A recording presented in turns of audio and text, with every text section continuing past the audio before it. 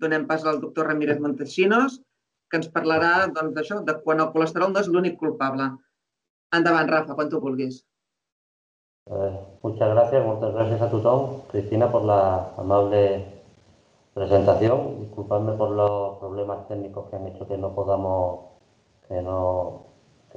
empezar a tiempo y que hacen que la presentación la esté compartiendo desde otro lugar técnico, y yo le iré diciendo a él cuándo pasar las diapositivas, porque si no, no había manera. Dicho, gracias por dejarme participar en el ciclo de sesiones de la cohesión chula, y sin más dilación paso a comenzar con mi presentación, que lleva por título Dislipemia secundaria cuando el colesterol no es el único culpable. Pasa, por favor, Joan Carles. No tengo ningún conflicto de intereses. Pasa, por favor. Y el guión que seguiré, hablaré brevemente sobre dislipemia y sobre dislipemia secundaria para entrar en lo que yo considero que es la parte cardinal de la sesión, que será el abordaje de la dislipemia secundaria. En el abordaje de la dislipemia secundaria enfatizaremos en lo que yo entiendo son las 3 Ds de la dislipemia secundaria: diet, o estilo de vida, drugs and disease. No podemos esperar de esta sesión nada novedoso ni extraordinario, porque ya verán que sobre la dislipemia secundaria estamos un poco huérfanos desde el punto de vista de publicaciones científicas. Pasa, por favor. Todos ustedes saben que se define dislipemia como la presencia de niveles anormales de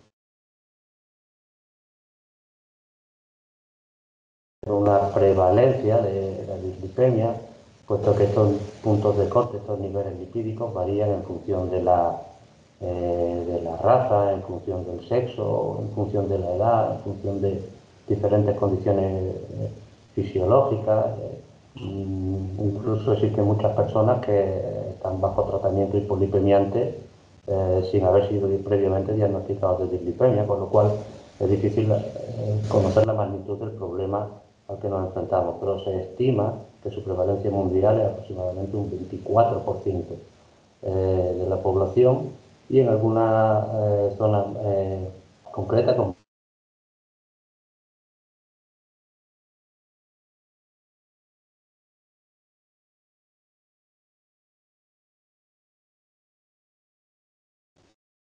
pasa a la siguiente, por favor. En estas 2 mapas mundi ven arriba la distribución de la hipertrigliceridemia, definida como nivel de triglicéridos por encima de 150 miligramos de decilitro, y abajo la de la hipercolesterolemia, definida como cifras de colesterol total por encima de 200 miligramos de decilitro. En la mayoría de las poblaciones tenemos niveles entre un 20 y un 40%, y en algunos casos, como les decía antes, Estados Unidos de Norteamérica, la hipertrigliceridemia ocupa a más del 40% de la población. Pasa, por favor. Conocemos también que las dislipemias son causadas por una o múltiples mutaciones genéticas que comportan o bien un exceso de producción o un defecto en el aclaramiento de los lípidos circulantes. A la inversa, claro, para el caso del HDL. Y que en función de la desviación, en función de esos puntos de corte que antes mencionábamos, en función de cuánto se desvíen de la media poblacional, si tienen una desviación muy severa por encima del percentil 95, por encima del percentil 99 con respecto a la media poblacional, estaremos hablando con alta prevalencia de trastornos monogénicos, casi un 10% de las dislipemias se estima que son monogénicas. Pero en la gran mayoría de la población, sobre todo cuando hay desviaciones no muy alejadas de los puntos de corte, estaremos hablando de una herencia poligénica que se ve fenotípicamente expresada en función de una predisposición de unos factores secundarios. Y esto me da pie, pasa por favor a la siguiente, a comentar que son las dislipemias secundarias. Hablamos de dislipemias secundarias cuando estamos ante aquellas dislipemias que se originan por otra u otras causas subyacentes. porque con frecuencia converge más de una causa subyacente que hace expresar fenotípicamente una dislipemia. El principal interés que tenemos en ella es porque son potencialmente reversibles si desaparece la causa que la genera. Y se estima, ya vemos que es difícil estimar la prevalencia de dislipemia en general, en la dislipemia secundaria se estima que al menos el 30% de la población la presentan, pero ya verán que probablemente esto esté infravalorado. De hecho, mi impresión subjetiva es que no han suscitado un interés proporcionado a esta alta prevalencia. Pasa, por favor. De hecho, si vemos en las principales guías de práctica clínica, como la americana de cardiología, y buscamos el término secundario en ella, pues existen apenas 17 referencias. Y si buscamos, pasa a la siguiente, por favor, guías más recientes, como la americana de endocrinología, tenemos una serie de referencias similares, 15 referencias si buscamos el término secundario. Pasa por favor la siguiente y la otra seguida. Si miramos en la guía de la Sociedad Europea de Arteriosclerosis y Cardiología, sí que tenemos más referencias, casi 45 veces aparece el término secundario en ella, pero créanme que en ninguna de ellas se habla de dislipemia secundaria. Secundaria dislipemia se habla de secondary goals, secondary prevention, pero no se habla de dislipemia secundaria. Tan es así que, paso a la siguiente, por favor, que el documento al cual todo el mundo se refiere cuando habla de la prevalencia de dislipemia secundaria data ya del año 2012, de esta publicación de Botnar.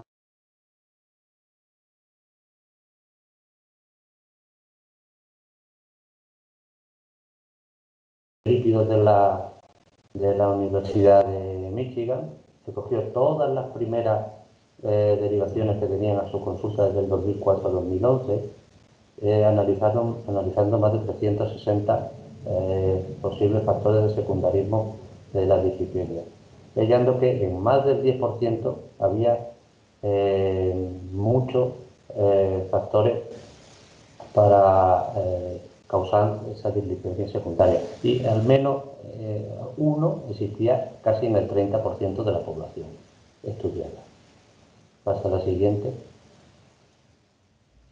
Los principales factores de secundarismo eran la presencia del alcoholismo y la diabetes mellitus, pero como ocurre otras veces, este registro retrospectivo destaca por lo que no incluye. No incluyó la presencia de obesidad, la presencia de trastornos dietéticos entre las posibles causas de dislipemia secundaria. Si bien es cierto que recogieron el índice de masa corporal y más del 35% de los sujetos 30 que tenían obesidad. Pasa por favor al siguiente. ¿Y cómo abordamos la dislipemia secundaria? Pues el abordaje de la dislipemia secundaria no difiere mucho de lo que hacemos diariamente en nuestra consulta, con un perfil lipídico básico donde podemos incluir ocasionalmente el ApoB o alguna vez en la vida la LPA, y un screening de causas secundarias muy sencillo, que incluya, como hacemos prácticamente siempre, una glicada, una función tiroidea, un perfil hepático y renal.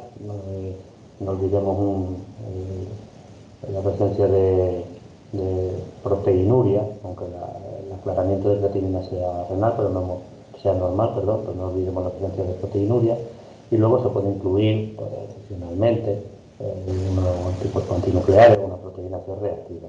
El resto de estudios lo reservamos para causar sospechas de dislipemia monogénica.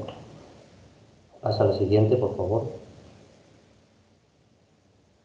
Y es que con estas simples determinaciones englobamos la mayoría de las condiciones médicas que causan dislipemia secundaria. Luego volveremos, pasa a la siguiente, luego volveremos a estas diapositivas, porque lo trascendente es que, aparte de estas condiciones médicas, que son las que todos nos llaman, por las que a todos nos llama la atención la dislipemia secundaria, es que es los trastornos dietéticos de la gran mayoría de las dislipemias secundarias que estamos viendo continuamente en nuestra consulta y no somos conscientes de ello. Eso fundamentalmente en cuanto a la dieta, hablar de la grasa saturada, de la grasa trans y del exceso de carbohidratos, y con respecto a los hábitos de vida, hablar principalmente de alcohol, obesidad, sedentarismo y también de tabaquismo. Pasa, por favor. Entonces, entrando ya en la primera de las D que decíamos antes, de diet o estilo de vida, hablando de la dieta, pasa por favor. La siguiente, tenemos evidencia científica por metaanálisis robustos de principales ensayos clínicos aleatorizados de lo que en Norteamérica llaman Medical Nutrition Therapy, es decir, un tratamiento dietético guiado por una nutricionista o un nutricionista, como comparado con el estándar care, con las recomendaciones habituales. Pasa, por favor. Podemos conseguir reducciones de triglicéridos superiores al 32% y de colesterol total superiores al 22%. Y es que, pasa por favor a la siguiente, por las guías de práctica clínica, tenemos evidencia científica de gran nivel de que hay una magnitud del efecto de casi un 10% en diferentes intervenciones que pueden hacer que disminuya la síntesis de colesterol y triglicéridos endógenos. No estamos hablando de alimentos funcionales para bajar los niveles lipídicos, sino que estamos hablando de no ingerir alimentos que nos hagan manifestar fenotípicamente una dislipemia poligénica que realmente puede ser una dislipemia secundaria. Entre ellas decíamos evitar el consumo de grasas trans, que como decíamos promueve la expresión de enzimas involucradas en la síntesis de colesterol y triglicéridos endógenos, principalmente colesterol. Reducir las grasas saturadas, si podemos, 10% de las grasas saturadas que ingerimos, que sean monoinsaturadas o poliinsaturadas, esto puede hacer que aumente la presión del receptor del LDL, además de hacer que disminuya la síntesis de ApoB y de ApoC3, con lo cual esto tiene un efecto beneficioso indudable. En cuanto a la biosíntesis de triglicéridos, obviamente todo el mundo, ahora luego hablaremos del alcohol, pero y de los poliinsaturados que si forman parte de nuestra dieta puede tener efectos beneficiosos, como antes decíamos, pero el principal efecto de secundarismo dietético es el exceso de hidratos de carbono, porque sabemos que pasa lo siguiente, por favor. Sabemos que el exceso de hidratos de carbono en la dieta promueve que haya más disponibilidad de acetilcoenzima A. Esta acetilcoenzima A o la acetilcoenzima A carboxilasa se transforma en malonilcoenzima A, que a través de la sintetasa de ácidos grasos forma palmítico, el primero de los ácidos grasos, que el sustrato de la biosíntesis de los siguientes ácidos grasos que me van formando en el hígado diacilglicerol y finalmente el triglicérido, que es ensamblado y vehiculizado en la VLDL, de tal manera que el exceso de hidratos de carbono aumenta el colesterol total, VLDL y los triglicéridos. El problema ya no está en el exceso de hidratos de carbono en la dieta, sino los alimentos que tienen azúcares añadidos, principalmente fructosa. Pasa a la siguiente, por favor.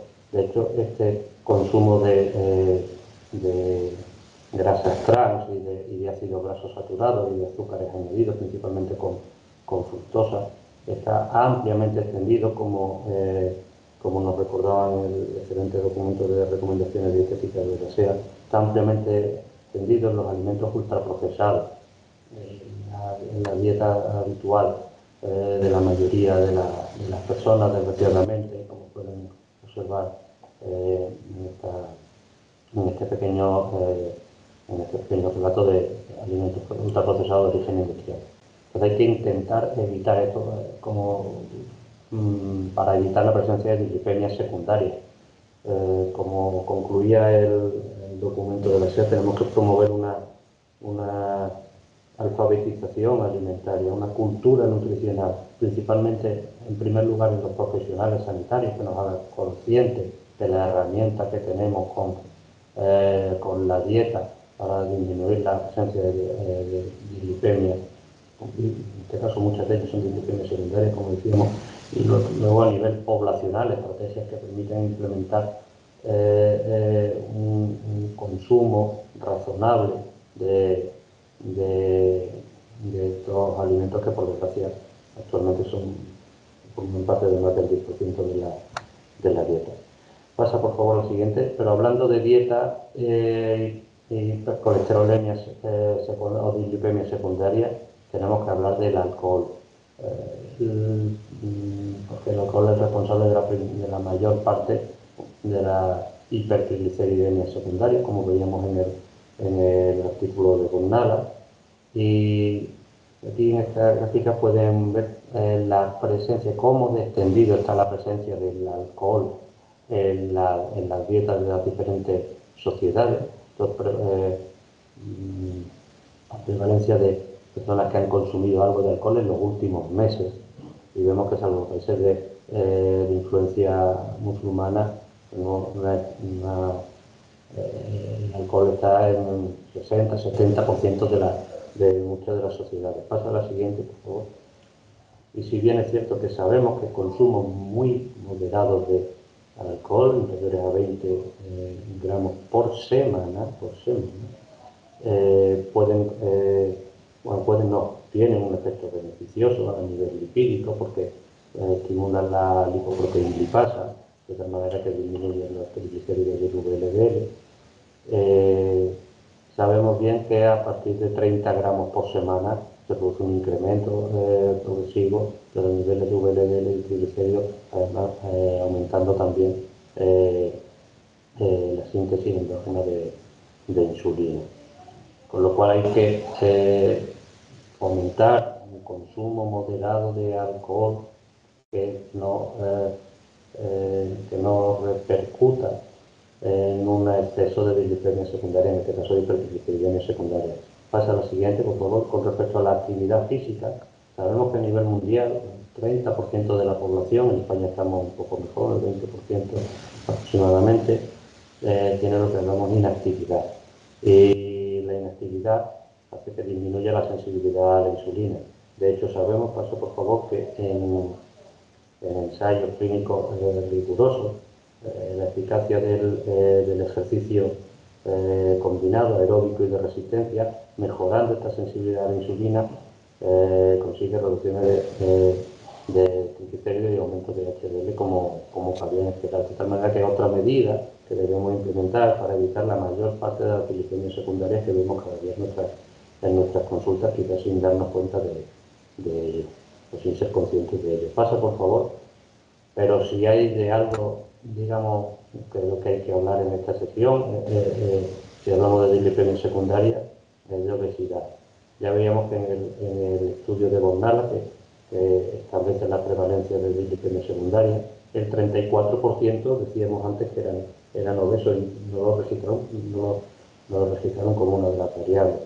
Pero es que la obesidad está tan extendida a nivel mundial que una de cada 8 personas es obesa y casi una de cada 2 tiene sobrepeso. Pasa a la siguiente, por favor. De hecho, en España, más de una de cada 2 personas tiene sobrepeso o obesidad, un 56% de la población. Pasa, por favor.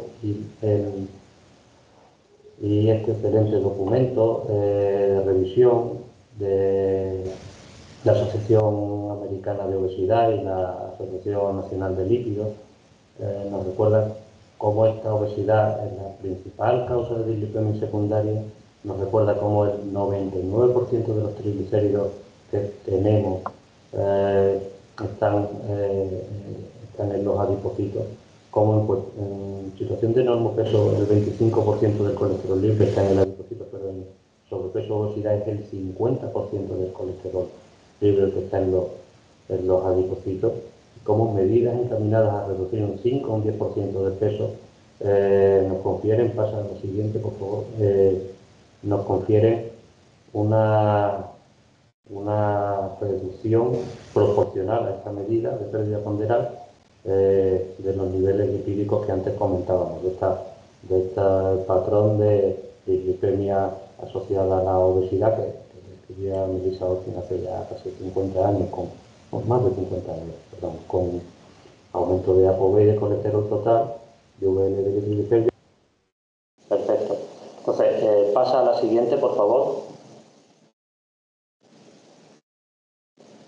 Dejando ese conjunto de dieta y estilo de vida que es responsable de la mayor parte de las dislipemias secundarias, vamos a hablar algo de las siguientes Ds. Muy brevemente, de drogas y disease.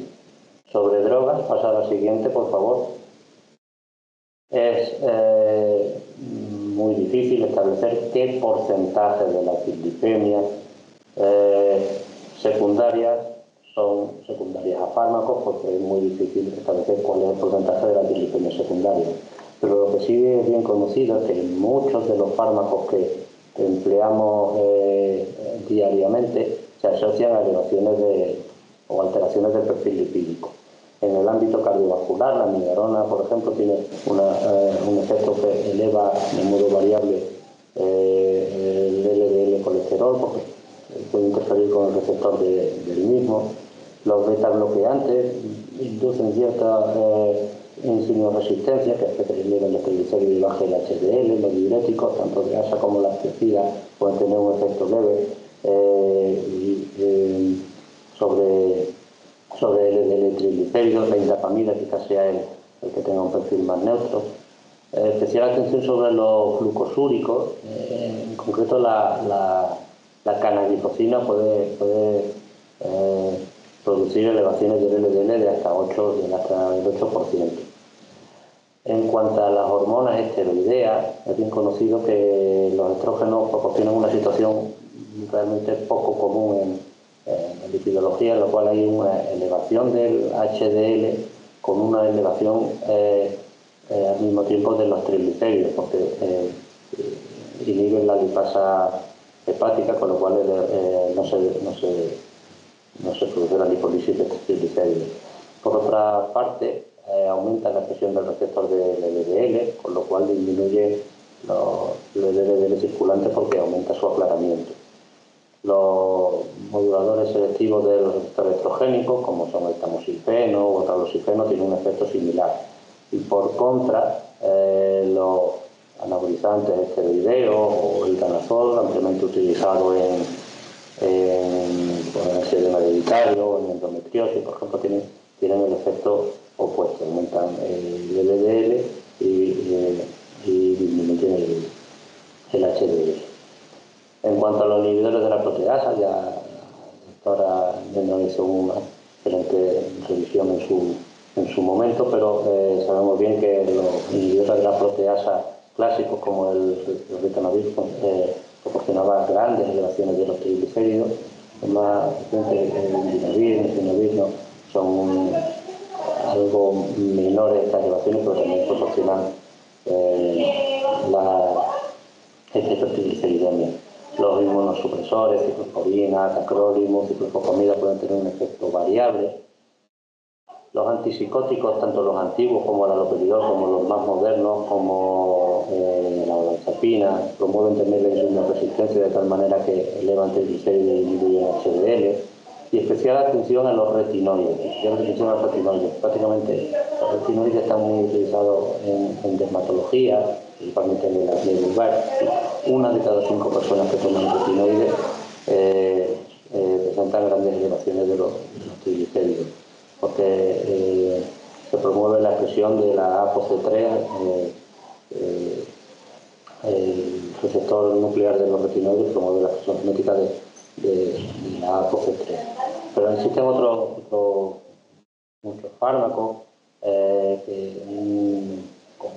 que se asocian a la presencia de dislipemia, como la aspirina, antiácidos, quimioterápicos como la L-esparraginasa produce grandes hipertrigliceridemias, el nilotinib o el bexaroteno utilizado en neoplasias hematológicas. El nilotinib eleva considerablemente el LDL y se asocia a aumento de mortalidad. El bexaroteno causa descensos del HDL de casi un 80%. Y hablando de descenso de HDL, habría que hablar del tabaco, que lo he dejado un poco aparte antes. Mencionar que el tabaco, como sabe, produce descenso del HDL en torno a 9-10 miligramos de decilitro, y además promueve que las HDL circulantes sean predominantemente HDL tipo 3, que son más disfuncionantes que el resto. Esto es reversible cuando uno deja el hábito tabáquico. Paso a la siguiente, por favor, ya me queda poco. Entonces, visto de otra manera, drogas o fármacos que produzcan elevaciones de más del 50% de los niveles lipídicos, las veremos principalmente en hipertrigliceridemia y fundamentalmente, como decíamos antes, los retinoides, algunos antineoplásicos o algunos inhibidores de la proteasa y sobre todo las hormonas esteroideas, los anticonceptivos en función del balanceo que tengan entre estrógenos y progestágenos. Mientras que para el resto de las drogas puede haber un efecto más o menos variable, pero que indudablemente puede promover que fenotípicamente se manifieste una dislipemia secundaria. Pasa a la siguiente y ya entramos brevemente en el último grupo de disease o enfermedades. Y pasa, por favor, hablando de enfermedades y dislipemia, tenemos que hablar indudablemente de la diabetes mellitus. La diabetes mellitus, en la diabetes mellitus la insulina estimula la lipasa hormonosensible. La lipasa hormonosensible produce la hidrólisis de esos triglicéridos que decíamos que están en los adipocitos. Eso genera un aumento de la disponibilidad de ácidos grasos que a nivel hepático aumenta la producción de VLDL. Pero al mismo tiempo, al disminuir la actividad de lipoproteína, este exceso de VLDL no se puede degradar, no se puede aclarar. Existe un aumento asimismo de la LDL pequeña y densa y de los rendimientos de kilómetros.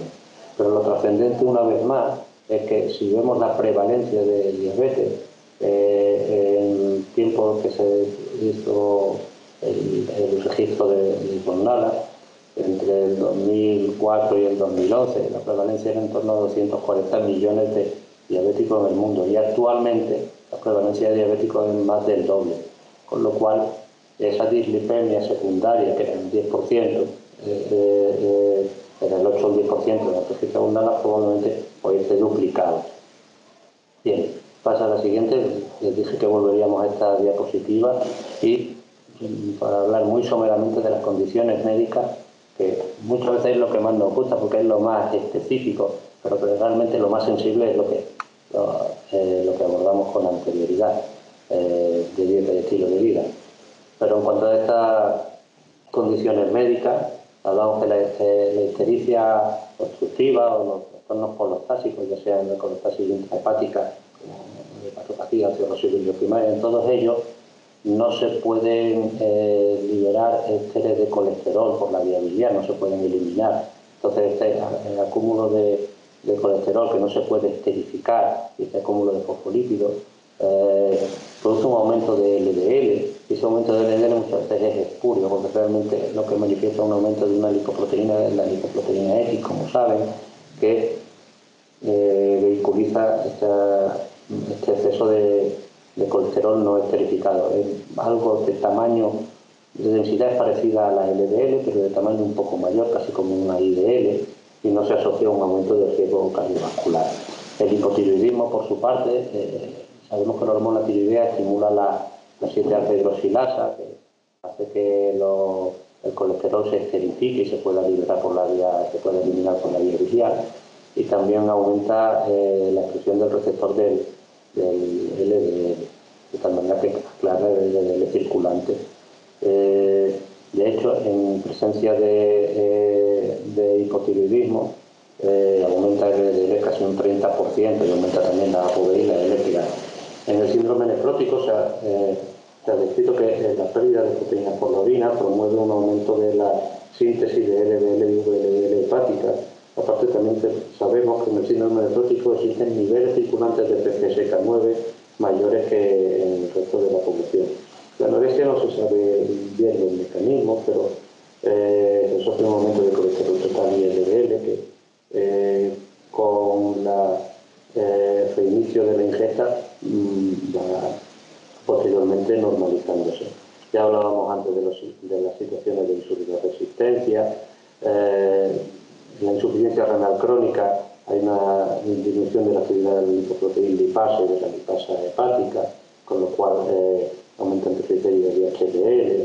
En el lupus se cree que, o en otras enfermedades autoinmunes, a través de anticuerpos contra la lipoproteína lipasa también se produce algo similar. Y en otras muchas enfermedades, nuestros trastornos como paraproteinemia, peritronecitomas, destacar el proceso infeccioso inflamatorio severo o las pancreatitis, que llevan triglicéridos y disminuyen HDL, y destacar también en edad pediátrica las otras enfermedades de depósito como la glucogenosis, que hablábamos de la lipodistrofia, la metasplenomegalia y elevaciones de hipertriglicéridos, de triglicéridos, perdón. Y ya se pasa a la siguiente, que es la penúltima. No quisiera dejar de mencionar la situación fisiológica para la cual me sirve este documento de revisión firmado por algunos destacados miembros de la Chula. Situación fisiológica les mencionaba que es el embarazo, en el que, como bien saben, a partir del tercer trimestre se incrementan los niveles de triglicéridos de 2 a 4 veces y también del colesterol total, en lo que se llama hipercolesterolemia materna fisiológica. Excepcionalmente se obtienen elevaciones superiores a 300 miligramos de cilindro de colesterol, lo que sería la hipercolesterolemia materna suprafisiológica. Y ya para terminar esta accidentada sesión, recuerden como conclusiones que las dislipemias secundarias tienen una alta prevalencia, probablemente infravalorada, que la estamos viendo continuamente delante nuestra, pero no les ponemos ese nombre, que son potencialmente reversibles. Tenemos que concienciarnos con esa cultura nutricional que anteriormente decíamos, esa alfabetización alimentaria, entre otras cosas. Y no olviden esas 3 D que mencionábamos: dieta, estilo de vida, drugs and disease. Son las 3 patas del taburete de la dislipemia secundaria. Y eso es todo. Pasa a la siguiente. Muchas gracias. Si Dios quiere, nos vemos la semana que viene en la Chula. Molt bé, Rafa, moltíssimes gràcies per la sessió. Ha estat accidentada, però valia la pena. No sé si algú té algun comentari o alguna pregunta. Jo crec que, en resum, bàsicament el que hem de treure d'aquesta sessió és que les dislipèmies secundàries són molt més freqüents del que ens pensem. Tenim moltes causes i tenim molt clar quan una persona pren corticoides o té obesitat o està prenent alcohol, però a vegades ens oblidem que hi ha molts fàrmacs de la nostra gent gran que poden ser causa, gent jove amb acné que els hi donen retinoides, els hi pugen els triglicèrids i si no hi penses o no els hi preguntes no ho saps.